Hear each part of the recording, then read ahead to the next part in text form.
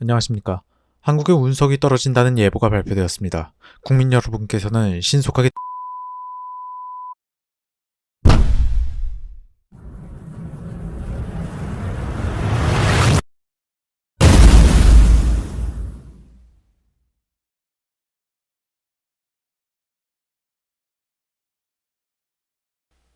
2034년 대한민국에는 유례없는 운석 충돌로 국가가 소멸해버렸다. 죽은 줄만 알았던 사람들은 눈을 떠보니 산골 마을에 있었고, 구조된 줄 알았던 사람들은 알고 보니 조선시대의 인물들로 환생한 것이었다. 이는 회기 이후의 역사를 기록한 사견이다. 당대 조선의 왕부터 갓난아이까지 모두 현대시대의 인물들인 것으로 확인되었다. 현대 정치인으로 활약하던 남동민은 급하게 정부를 꾸려 기존 토지의 소유권을 주장하는 통칭 양반 세력을 몰아내었고, 식량 부족으로 순식간에 권력의 핵심이 된 농부들과 회기를 기적이라고 믿는 종교 세력을 정치권에 받아들였다. 이들을 중심으로 나라의 인프라를 복구하고자 하였으나 사람만 회귀한 나머지 모든 것을 처음부터 시작해야만 했다. 머지않아 이런 세상에서는 대통령제를 포기하고 군주정으로 돌아가 무소불위의 권력으로 나라를 재편해야 한다는 여론이 들끓게 되었다.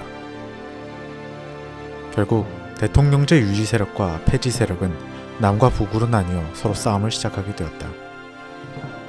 전쟁은 조선인인 척 위장하여 청나라의 지원을 받은 대통령제 세력에게 기울게 되었고, 결국 반대통령제 세력을 물리치고 혁명을 진압해내었다. 이를 기점으로 권력이 재편될 것으로 예상한 남동민이었으나 1670만 인원이 동시에 회귀하는 기적은 아직 종교 세력에 많은 힘을 주고 있었다. 이 사태와는 별개로 청나라에는 역사대로 아편 전쟁이 발발하였고, 홍콩은 영국에 귀속되었다. 역사대로라면 서구 열강의 동아시아 침공이 진행될 것이기에 이를 막고 대한민국을 세계 최강 대국으로 만드는 프로젝트가 시작되었다. 우선 상황에 맞게 인프라와 군대를 재구축하였다. 현대 대한민국에 비하면 볼품없는 수준이었지만 여전히 대한민국을 조공국으로 알고 있는 청나라를 깜짝 놀라게 해줄 수 있는 수준은 되었다. 청나라의 독립을 선언하고 대한민국 군대는 빠른 속도로 북진해 나갔으며 반년 만에 청나라의 3분의 1을 점령하며 독립과 더불어 남만주 영토까지 확보하게 된다. 대한민국 역사상 처음 있는 국토 확장은 국민들의 생각을 반으로 나눈 계기가 되었다. 새로운 식민지를 확보해야 한다는 여론과 식민지 확보는 그래도 안 된다는 여론으로 나뉘어졌는데, 이런 어수선한 틈을 타 사회주의를 지지하는 자들이 나타나기 시작했고, 지식인 세력들은 아예 무정부주의를 주장하였다. 제국주의, 사회주의, 그리고 무정부주의, 이 자들이 정녕 21세기에서 회귀한 사람들이 맞는지 의심되는 상황이었다. 나라가 온갖 정치 세력 싸움에 휘둘린 동안에도 남동민 대통령은 대한민국의 최소한의 발전을 위한 일본 정부를 준비하는 것을 공표하였다. 사실 남만주에서 쏟아지는 자원을 맛본 남동민은 일본 또한 탐내게 된 것이었고, 일본의 침탈을 막기 위한 선제적 타격인 것을 강조하여 이를 정당화하였다. 일본 열도는 빠르게 정복되어 무조건 항복을 받아내었고, 규슈는 대한민국의 영토로 편입, 홋카이도는 일본과 별개의 국가로 독립시켜 일본의 성장을 견제하였다. 대한민국의 침략 전쟁은 이때를 기점으로 이미 막을 수 없게 된 것일지도 몰랐다. 전쟁에 대한 반사작용으로 얻은 이익도 있었는데, 대한민국의 많은 사람들이 부를 확보하게 되었으며, 이는 굶주림을 무기로 삼는 사회주의의 치명타를 안겼고 결국 대한민국에서 영원히 퇴출되고 만다. 조금 나라가 안정되자 당대의 기술은 모두 통달하고 있는 대한민국이었기에 나라의 경제를 빠르게 성장시킬 수 있었다. 국민들의 개인 소득 또한 성장세에 이르게 되었다. 다만 정복을 통한 경제 성장의 맛을 들인 남동민 대통령의 생각은 달랐다. 더 빠른 성장을 위해 이번에는 동남아의 침공 계획을 수립하게 된 것이다.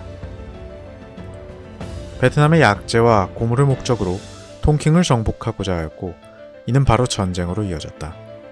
허나 이에 정신이 팔린 나머지 복속한 규슈 지역이 반란을 꿈꾸는 것은 알지 못한 남동민이었다.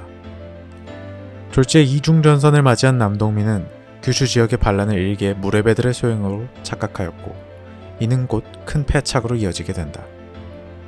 베트남 정벌은 순조롭게 진행되어 통킹까지 이제 얼마 남지 않았으나 일본 봉기는 쉽사리 진압되지 않아 상륙작전에 번번이 실패하고 만다. 베트남을 복속시킨 남동민은 재빨리 일본의 상륙작전을 재차 시도하였으나 대한민국의 무기가 남아있던 규슈를 결국 복속시키지 못하고 일본 막부에 반환하는 초유의 사태가 발생하였다. 이는 나라의 권력을 아슬아슬하게 움켜쥐고 있던 남동민에게 큰 오점이었기에 규슈를 다시 정복하지 못한다면 정치적 생명이 위태로운 것은 분명하였다. 이에 군대를 재정비하여 다시금 일본의 규슈를 요구하였으나 상황은 이전과 달라졌다. 일본은 눈독을 들이고 있던 미국이 대한민국을 막아준다는 명분으로 일본 전쟁에 참여한 것이다. 이는 분명히 이후 대한민국의 동아시아 평정을 방해할 것이기에 막아야만 했다. 서로가 물러날 수 없는 상황. 전쟁은 곧 발발하고 말았다. 어차피 미국이라 한들 1800년대의 무장으로는 대한민국의 군대를 막아낼 수 없었다. 빠르게 규슈를 정복한 대한민국은 일부 해군을 돌려 캘리포니아 상륙작전을 진행한다. 대한민국의 전력을 알지 못했던 미국은 태평양에 대한 방비가 매우 허술하였고 머지않아 미국 서부 영토 대부분을 대한민국에 내주고 만다. 일본은 엎친 데 덮친 격으로 전쟁에 반발하는 세력이 반란을 일으켰고 대한민국의 추가 상륙작전으로 일본 본토까지 점령해 나갔다. 별거 아니라고 생각했던 대한민국에게 본토가 쑥대밭이 되며 패전을 이어나가던 일미연합군은 결국 무조건 항복하여 대한민국에게 규슈와 승인국 자격을 내놓았다. 허나 남동민 대통령은 끝없는 전쟁으로 정치적 공격을 받아야만 했으며 이에 대한 스트레스로 결국 세상을 떠나고야 만다. 남동민의 지지 기반이었던 농본당은 차기 대통령으로 한아람을 대통령 후보로 내세웠다.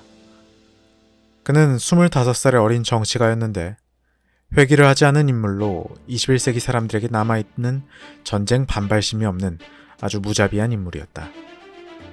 한아람은 대통령이 되자마자 석유를 확보하기 위해 동남아 침탈을 계속해서 진행하였다. 이제 대한민국의 본격적인 정복전쟁이 시작된 것이다. 쿠타이와 부릉한, 보르네오 지역은 빠르게 대한민국 지배하에 놓이게 되었으며 이는 대한민국의 편입지가 아닌 첫 식민지로서 지배당하게 된다. 식민지의 자원을 바탕으로 폭발적인 경제성장과 군대를 갖춘 한아람 대통령은 일본의 2차 침공을 계획하여 일본의 석유 자원을 확보하고자 하였다. 이번에는 대한민국의 선진문물을 조건으로 방패막이가 될 러시아를 끌어들였으며 이번 2차 침공은 막부에서 제국으로 전환 중인 일본에게 큰 치명타가 될 것임은 분명하였다. 일본은 한러 연합군에 의해 순식간에 본토가 모두 점령되었으며 머지않아 무조건 항복하여 석유가 나는 추부 지방을 대한민국에게 넘기게 된다. 한아람 대통령은 이번 전쟁을 통해 하나의 간계를 꾸몄는데 바로 파시즘 정권으로 모든 정당을 통일하여 침략전쟁을 정당화하는 것이었다. 현재 각 정당의 대표들은 회개한 대한민국의 국민이 아닌 새로운 대한민국에 태어난 인물들로 전쟁에 반발하는 성향이 아닌 정복을 꿈꾸는 인물들이 많았다. 한아람은 이들을 포섭하고 각종 사건을 위장하여 대다수의 정당이 파시즘 체제를 지지하게 만들었다. 결국 일당제 법안을 통과시키며 세계 정복을 꿈꾸는 한아람 대통령이었다. 대한민국의 미래는 밝을지언정 과연 올바른 길인지는 알 수 없었다. 대한민국은 결국 하나의 파시스트 당으로 통일되었고 정복전쟁의 가장 적극적인 기업가 세력이 당의 핵심을 차지하게 되었다. 억제제가 없어진 그들은 중동의 오만과 페르시아, 동남아의 베트남을 침략하였으며 식민지 수탈을 본격적으로 합법화하는 것을 시작하였다. 이런 침략전쟁과 식민지 수탈로 대한민국은 끝없이 부강해졌으며 국민들의 생활 수준과 GDP 모두 세계 최고를 달성하며 영국을 제치고 세계 최강 대국이 될 수 있었다. 그들의 정복전쟁은 끝없이 진행되었으며 아프리카, 중국, 동남아를 점령해 나가며 세계 정복에 대한 야심을 드러냈다.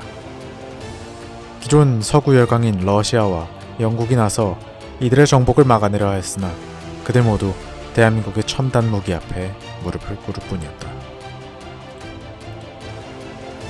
결국 대한민국의 검은 욕망은 개발도상국을 넘어 미국에까지 뻗어나가게 되었다.